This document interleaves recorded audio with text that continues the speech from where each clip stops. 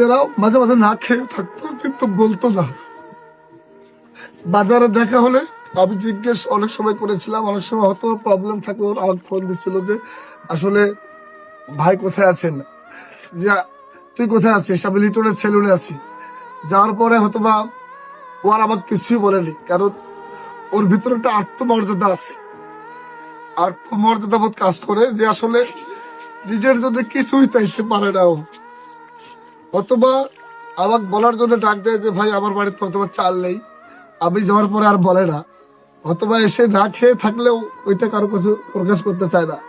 এই যে আপনারা এসেছেন, তামিম ভাই আসছে, আমরা বলতেছি যে আসলে তাজু ভাই তোমার কি কি নেই, ও সহজেই বলতে চায় না যে আসলে আমার এইসব নেই। আসলে এরকম একটি আত্মমর্যাদা সম্পন্ন মানুষের পাশে আমরা সবাই দাঁড়াবো, যে যার জায়গা থেকে যতটুকু পারি।